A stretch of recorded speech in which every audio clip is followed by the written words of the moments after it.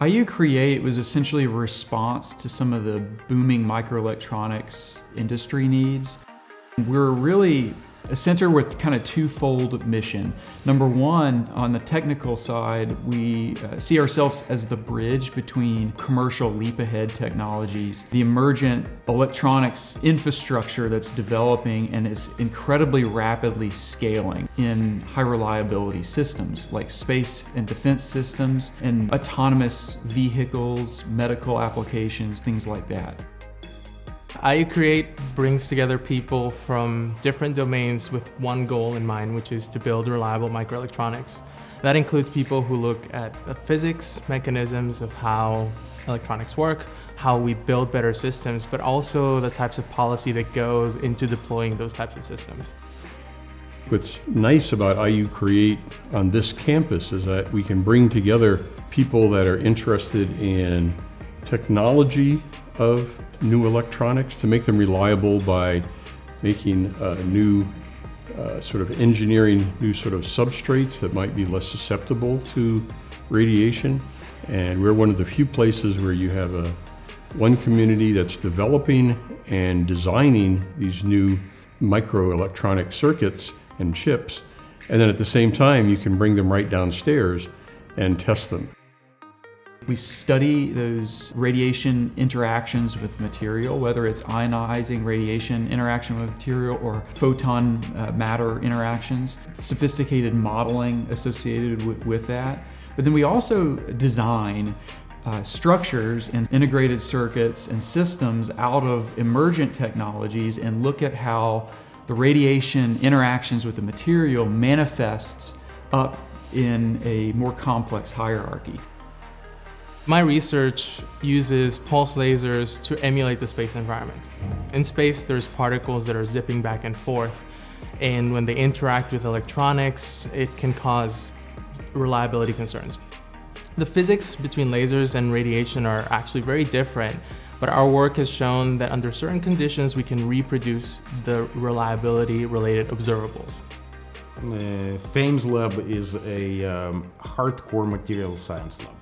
The type of work that we aim to do with IU Create, radiation-hardened or radiation-detecting fibers, is just a small portion of what our material processing range of techniques is capable of delivering. So we master everything pretty much that is thin, long, and flexible and can be thought of as a thread or a yarn or a fiber, can be integrated into textile or can be used as a standalone device.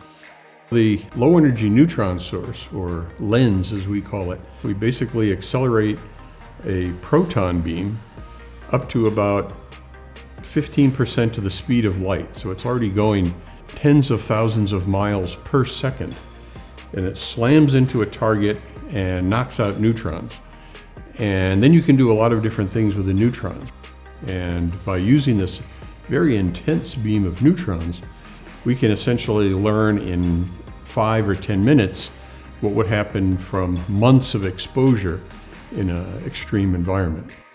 As we look towards the future, tightening our interactions with industry, with even our local communities, and focus on our research questions that deliver useful solutions, focus on workforce development initiatives that improve talent locally and nationally.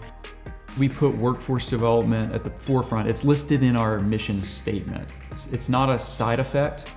It is a foundational priority of IU Create. We are working with IU Create in the physics department to launch an undergraduate certificate in radiation science.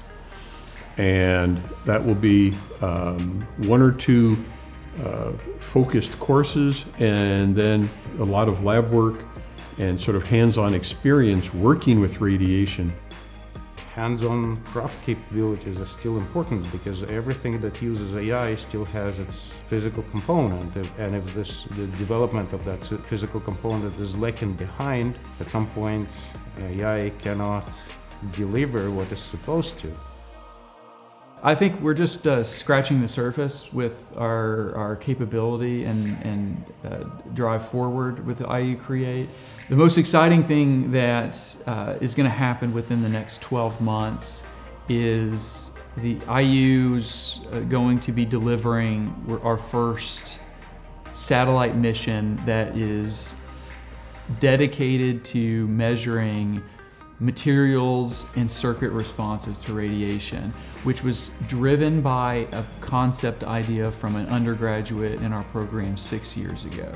And I just never imagined being able to accomplish that full spectrum of effort from concept all the way to in-flight realization within a single student generation. And I think we're going to see a lot more of that in the future.